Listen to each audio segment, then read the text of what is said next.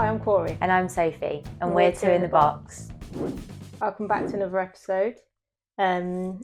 We finished game week 6, and it's the week just before the international break. Mm-hmm. So this episode will be in part 1 and part 2. We won't go into predictions for the next game week for match day 7. Instead, we'll just review the games for this one, and then we'll look forward to the Champions League fixtures, League Cup fixtures, and the international break. That's right. And then we'll be back in 2 weeks' time. 2 weeks' time for predictions. So before we get into the roundup of the week and the moments of the weekend that caught our eye, let's look at the current results. Yeah. So 27 to me, 37 to you. I'm catching you up. Yeah, I think this week we were 5-4. Mm-hmm. So we both called the Aston Villa game wrong, and you obviously went the other way, went for a draw, for the London City and West Ham game, which it very nearly was. It was, yeah. Fair play to you. It just didn't come in, unfortunately. No. So yeah, 5-4 on the game week, but yeah, I just slightly stretched the lead, but you are catching up, so anything can happen after the international break. I just need to get...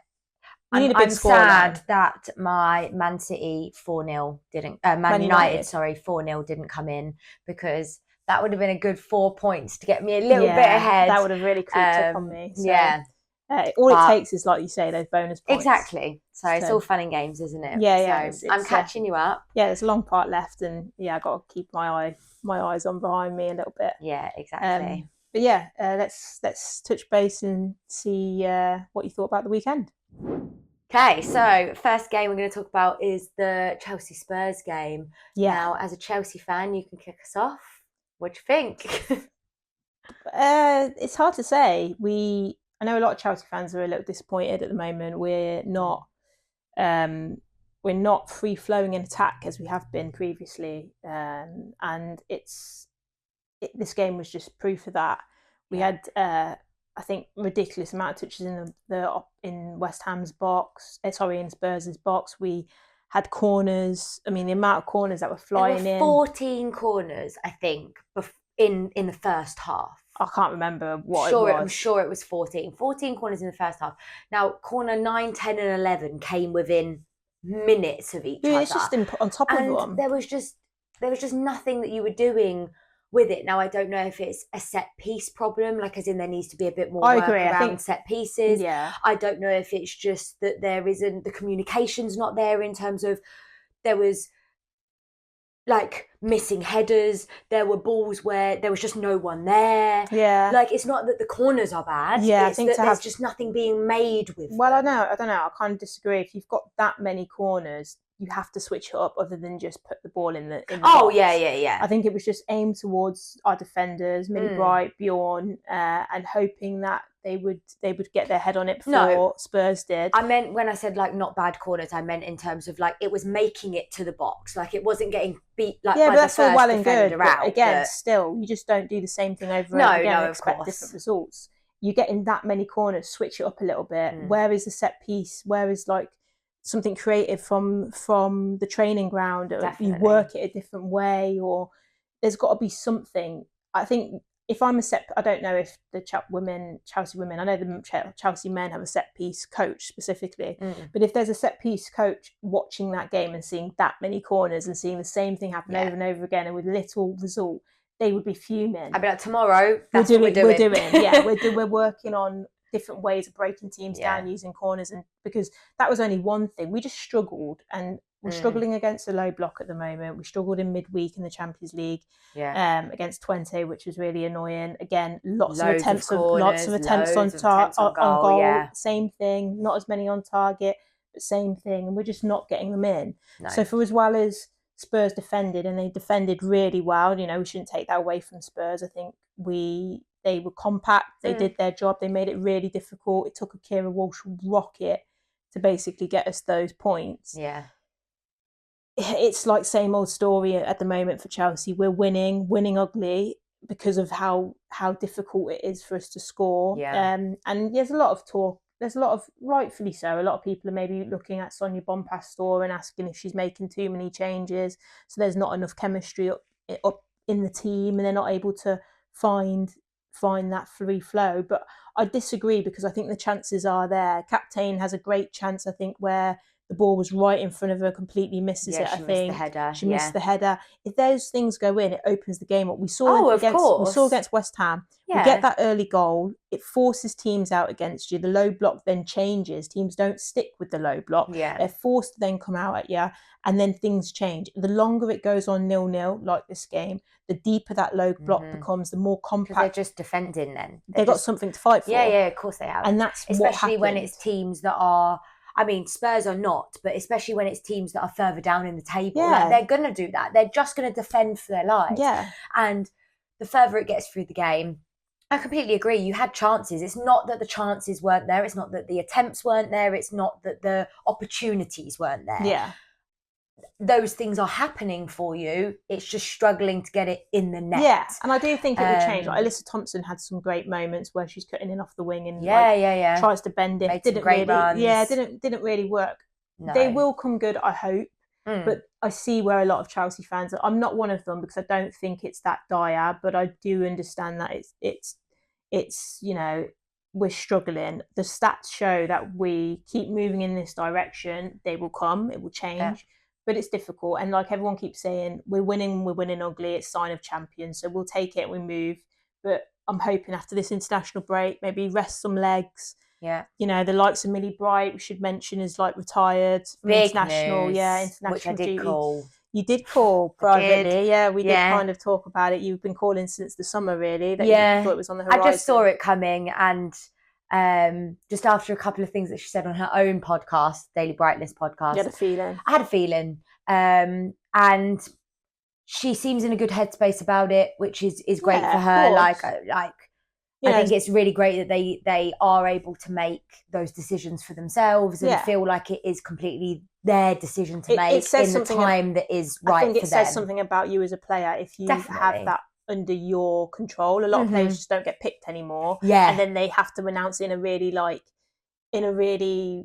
I don't know, it's kind of an awkward way. Or they're being picked, but they're not getting game time, so they're like on the bench. They're in this really in-betweeny moment. She's been like the starting player, and she's chosen. This is her choice. Yeah, absolutely. So fair enough to her. And obviously, she's had a great career. Really, as a Chelsea fan, no one knows. I can't speak highly enough of them. Absolutely not. It was also her 300th appearance as well. In the Spurs so game. Big week for Millie Bright. Massive week for Millie Bright. 300 games, which is insane in the membrane. Insane. That is just crazy. Yeah, she's like honestly, she's like the she is Chelsea. Well, yeah. She is like what you imagine of a captain, you know, in every way. And you know, as a selfish point of view, her giving up and focusing on the club, giving up international duty and focusing on the club, because she wants the big one and she wants to be fit and she wants to use these moments of international breaks to rest and recoup and be with her family and then focus on the club.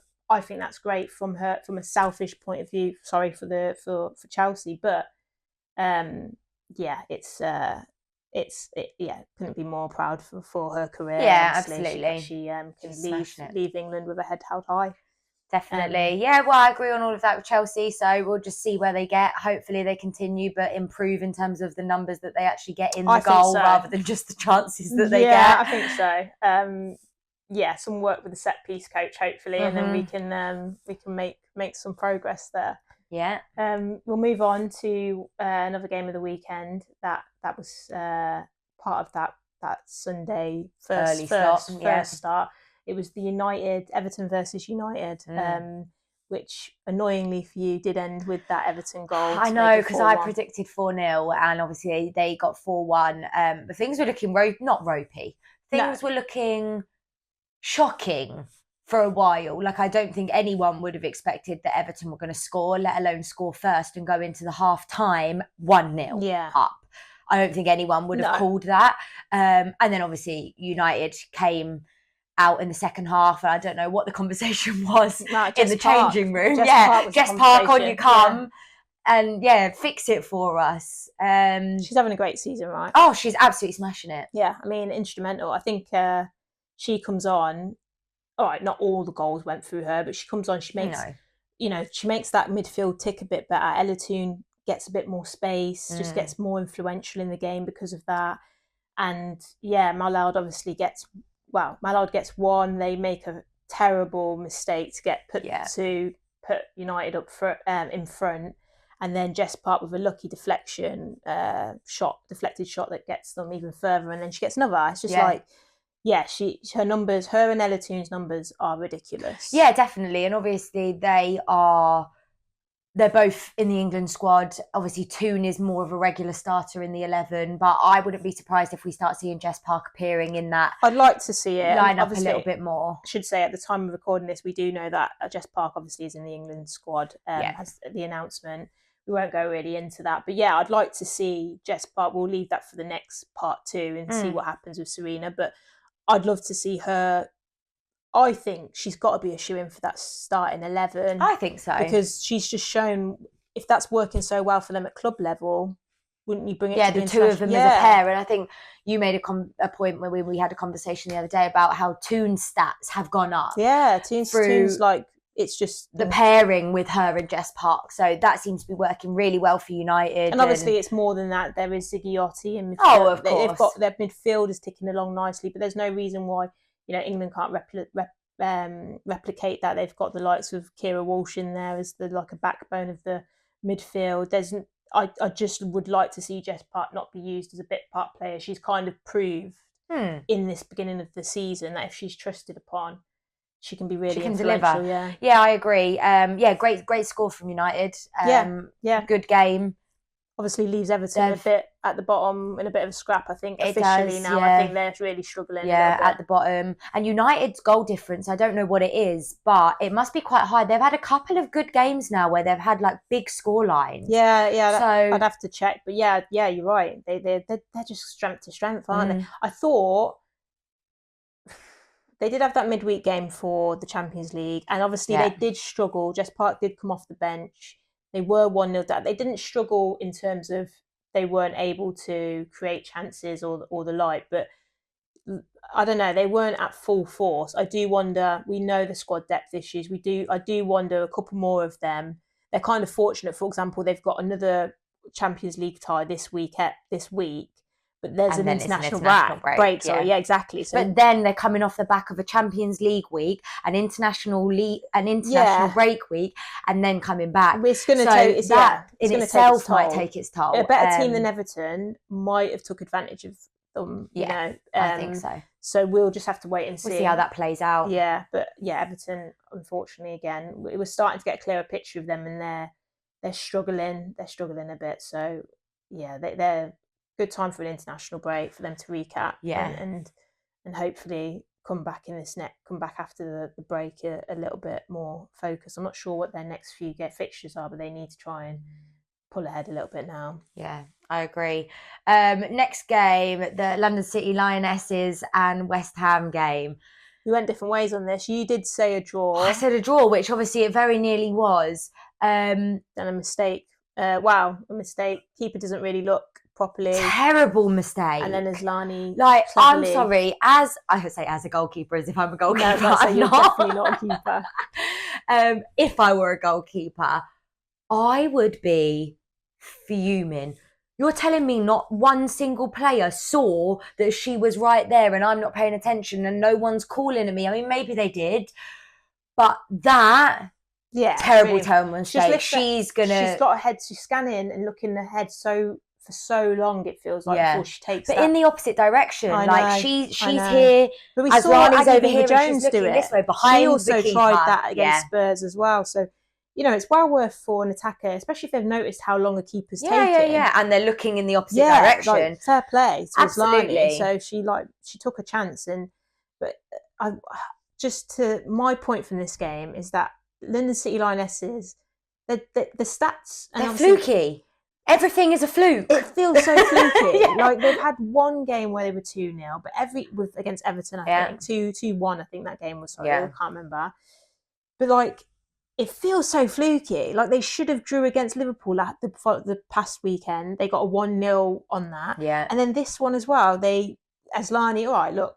Really clever from Asllani, but and goals come how goals come. Another day, a keeper definitely spots her in the corner of her eye and makes that. And also more experienced goalkeepers or goalkeepers that are potentially playing for some of the top teams, your or Arsenal, your just Chelsea. any keeper. I think it's just really unfortunate she scanned for that long. And she was gutted. You could see her as soon as Alazani took the ball, she just fell to the floor and she was gutted. If she even turns her head a little bit to move the other way and sees that, she's going to try and do everything just to scuff that ball away and get rid of it ASAP. Even if she just kicks it out. Yeah, exactly. So it's just really unfortunate, but that's what London City, they needed that. Yeah, absolutely. But that's kind of what I took from the game as well. We know West Ham are struggling. That's not a shock. That was something that we expected and we anticipated. They did have the odd chance. They weren't playing awfully. The thing that I'm taking from a lot of the London City games, I mean, I said it last week. I made the joke, can they even score without a penalty? Now, is anything thought out? Because like you said, they're getting goals from penalties and they're getting goals from deflections and they're getting goals from errors from keepers or defenders on the other side. Now, I know goals are goals and Chelsea get goals like that and Arsenal get goals like that. I mean, Arsenal's goal this week was a deflection. Like that, it is what it is. However, I do think they're struggling. They're struggling to get well-worked team goals. Yeah. I don't think that's happening. But that's probably because they're a new team, like they're still gelling, and they're fortunate to be where they are. They're relatively safe. A couple more points, you're struggling to see whether the likes of West Ham and Liverpool even catch the likes of London City Lionesses. They'll probably be safe enough. So they're doing what they can do, but and obviously it's their first time. Yeah, in this you league. Watch it and you're just like, poor West Ham as well. Like they could have done with that point, and they need something. Rianskin is probably feeling a bit sad for them actually, because I don't think it's awful. No, I think they're creating chances. It's just like that just goes against you. Like you'd just be so fuming, wouldn't you? Like I would be. I'd be furious. You'd be gutted. So I feel bad for them. Again, I think another team that needs this international break. They need to recoup like. Just everything. They need to recoup. Everything. They need everything to just go again. And try and put the past 6 games behind them and attack the next load before the winter break, because they're struggling to keep teams out of the other end, to give them a chance or hold out for draws if they deserve that. And they're struggling to score. So they are, and their keeper won't make that mistake again. Ever. I'd like to think. No, ever. I think probably we'll be looking behind her every time now, side to side, everywhere. So unfortunate. We'll move on to your team, Arsenal. Back on track. We are back on track. Well, kind of. We scored and we won. And that's what you're taking from this. Yeah, absolutely. And similar ilk to what you were saying about Chelsea, we're not where we want to be, we're not where we need to be. The chances are there. We're just not doing enough. We're not doing enough. Like Olivia Smith made a couple of absolutely cracking runs. But then in the game. Russo's getting a bit man-marked out in some of the games. Like I don't think you guys are getting it to her at all. No, I don't. She's like ghosting in the games. She's just not getting the ball, and so she's not able to get those chances. We won. I think it was a deflection. We need to do more. We're back on track. I think. Obviously, we also had Champions League midweek, but. There were a lot of changes. There were 5 changes from the previous week, game week 5 WSL fixture to the Champions League fixture. And then a similar, I think it was only 4 changes from the Champions League back to the WSL. So Renee is mixing it up. I think I'm more for managers mixing it up. I know a lot of people don't like it and they criticise it. I think it affects the team dynamic. I get that. I don't get why she's as an outsider, and I'm not an Arsenal fan, so I don't pay as much attention to it as maybe I should. But I think Olivia Smith comes off when I feel like she's having really good games. I don't get why she's pulled off and rotated in that way. Like I'd leave her on personally. She's new to the team, new to the club. Let her run her ragged a little bit so that she kind of, I don't know, gets bedded in. She's causing problems for opposition. Always pulled off very early. Doesn't make any sense to me. Like around the 60-minute mark. So I never really understand that. Beth Mead was the best player I thought for you guys in the first half against Lyon when you were on top of Lyon in the Champions League. then again, I think she starts this game, or maybe she didn't even start the game at the weekend. I can't remember. But then no, she started the game for the Champions League, and then she came on. Yeah, so then didn't start for the game, and she was pulled off. I think nearly just after half time in the Champions League. Yeah. Also, so it's not fatigue. Minutes. No, it's like 60 minutes choice. Is when she makes the subs. Yeah, it's just choice to rotate. And Beth Mead's playing is one of your more dangerous players. You know, Beth Mead's season so far this year, bearing in mind that she is not a full 90-minute player. She'll either play the first 60 minutes and then come off, or she'll come on at the 60th minute mark. I don't think she's played a full 90 minutes so far this season in the WSL. No, I don't think so. But she is dangerous. She's got a crazy amount of assists. Like, well, she can. She did for the first few games. Obviously, when you were a bit more high flying. Yeah. It's all gone a bit. So it's got a bit quieter. Yeah. But she's a very good player. She's had a great start to the season. I agree. I think the likes of Beth Mead should be getting a bit more game time. If it's not for fatigue, if it's not for any other reason, Olivia Smith should be getting a bit more game time. I think if Russo is getting man marked out, we need to figure out or like getting a bit isolated and a bit lost within it. We need to figure out what we do to free her. I think from the issues are in midfield. Like we've talked.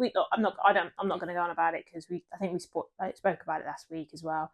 There's just something not clicking to link your midfield to the attack. You have all these players. I mean, you throw Sleggers through on all these players in terms of like you've got Beth Mead out there at one point, Chloe Kelly. You've got the likes of Blackstenius brought on there as well. I don't know if Caitlin Ford also came on at one point in this game. I think she started, and it's just like it's like all these players are on. Yeah. Like, it's not for a lack of quality out there. No, there's just something's not right. Something's not connecting. Linking. Yeah, I agree. It's a bit painful. Like one win in 5 games. Hopefully, this is what you need to just but kickstart it again. Yeah, but something's not right, and I think you were lucky to win it in the sense that it kind of just went flat, and again, Brighton, you kind of invited Brighton back in the game. Yeah. Brighton could have almost, got that equaliser. They were disadvantaged in the sense that they didn't have Ajamang, they didn't have Kafaji as well because they're obviously loanees of Arsenal. If they had those players, and this is a slight on what Brighton, obviously they don't have that depth. But if they did have those players, who knows? Who knows? Yeah, I agree. Who knows what could have happened if they were going at you a bit more. So, I don't have any hopes for you in terms of wanting you to get better. But like you've got this is like not a low, but this is the worst it can get. This can't is either your season, and it's just what it is, no, please, or.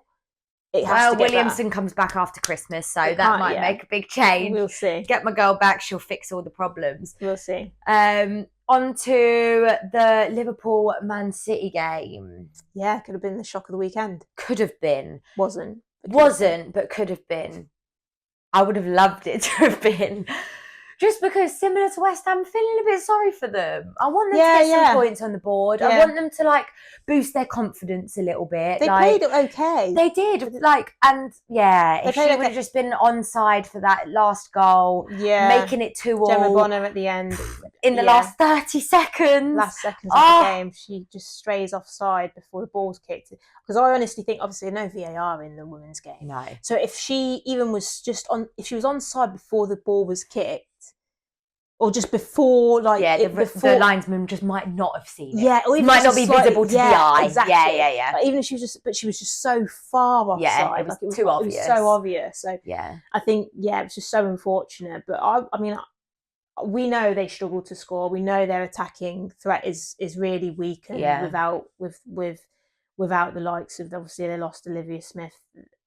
Yeah, they're struggling, and I was surprised they took the lead against City. Yeah. And then I was surprised even more so that they were holding out somewhat. Yeah. Obviously, and they managed to get a second. I know it was offside, but they managed to create the chance. Yeah.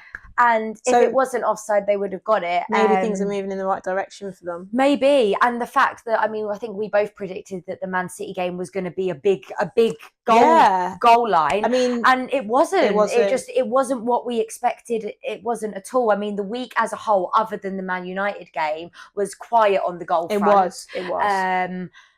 And maybe that's more on Man City. I think Man City definitely could have upped it a bit. They did once they were 1-0 down, and then they started to kick in a bit.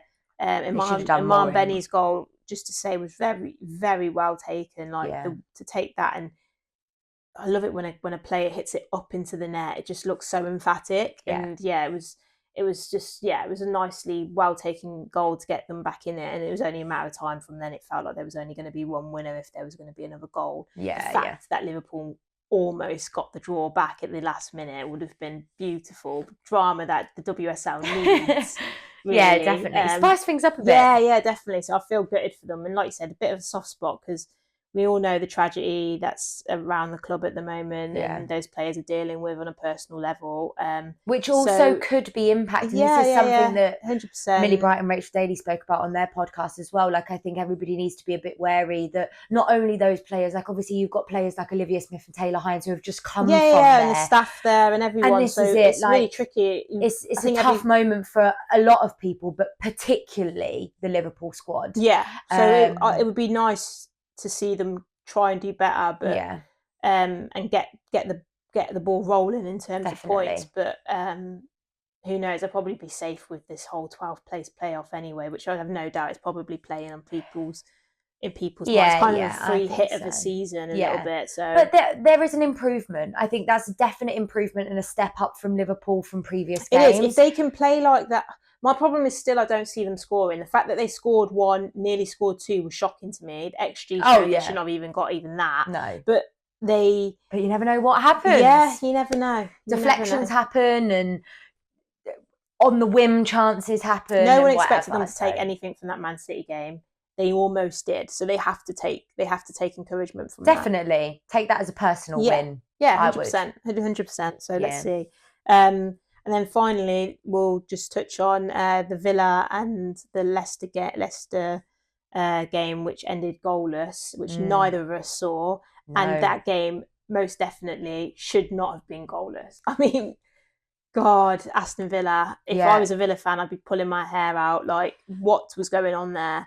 The amount of one-on-ones that they had with the keeper. Yeah, Ebony Salmon had one. Two, I think, Ebony Salmon, and both times exactly the same thing. Yeah, she did literally a replica both times. You think after the first one with the keeper, she's got a defender here. She literally passes it to the keeper. At the keeper who's in front of you. You would think she would just chip it, do something different the second time, like. Oh God, that was just painful to watch. Like disappointing. But to be honest, if we should have kind of seen it coming. I think Aston Villa have had this. They're defending very well. Yeah, but they are struggling to bury their chances. They are. We saw it against West Ham. They needed wonder goals to score against West Ham because they equally struggled to score the ones that were right in front of goal. It felt like. Yeah. They needed the ones that were absolute rockets from outside of the box or just on the edge of the box. But without that, they were struggling to score in that game too. Yeah. So it doesn't really come as a surprise that they struggled to score against Leicester in that way. What came as a surprise was that they missed chances that were just one-on-one with the keeper. Yeah. Multiple one-on-one with the keeper. That's what they need to spend their time doing in training then. Like you said, it's finishing, ain't it? Yeah. It's hard to rockets cut. Of course, it's hard to replicate that in training. Like that split second one-on-one, and each one when you don't get it, it hits your confidence. Like and then you get there and you're one-on-one and you're thinking, oh my God, don't do it again. You do it again, and then exactly. Which is why I think Ebony Salmon's, and I mention her specifically only because she did have it twice. I feel like you have to try something different. Do you go round the keeper, or do you try and chip it over, or do you take it earlier, or do you pull it back and wait for something? And I think that's another thing as well. If you do the same thing and it doesn't go in, you're kind of feeling like it's going to knock your confidence. Oh, of course it is. But I also think that in itself is a problem in terms of if most of your chances are coming from one-on-ones with the keeper, which has probably come from on the break. Yeah, they made they split Leicester's defence. Leicester's defence was quite high, and they managed with one. That's what was shocking. One through ball every time. Yeah. But this is what I'm saying. But where is everyone else? They were maybe she need. I didn't look. Maybe they need to work a little bit more on like the two of them come up. Maybe like there needs to be two attackers. Well, there can be a little bit of a play between the two of them. Well, what I saw from the pressure being on one person. I know what you mean. But what I saw from some of the chances, it was more like they got split with the through ball, and it was 1-on-1 with the keeper. There wasn't much chance that someone else would be following up with you. It was just a very early ball. Wipes out the whole of the Leicester back line, and they're left 1-on-1. And it's happened 3 times at least in that game. I don't know. I felt bad for them because I think they've been wasteful against Leicester. They obviously are a game. They've got another game in hand. They've got the game in hand against Liverpool, so that's going to be affecting them. But I just feel like they should have got all 3 points here, pushed themselves up the table, because there's going to be that middle bracket in the table this year. I think with Brighton, Villa, London City Lionesses. I think Spurs might push themselves a little bit higher up if this form continues. So those 3 are really going to be like fighting it out in those middle bits. And I actually think if Villa could have taken this chance, and I don't know, that if they can just take their chances, maybe they'll be up the upper echelons a little bit. But they're wasteful a little bit. They're just not. It's not working for them. But they're defending well, and they're not going to get ran ragged by anyone. They're just they're just not taking their chance. So hopefully they're just not kicked into gear yet. Maybe. Yeah, exactly. Still early doors. Yeah, definitely. So we'll see what happens. But yeah, that's the roundup on game week 6. Yep. As Corey said, we're not going to do predictions because there's no game week 7 this upcoming weekend. No.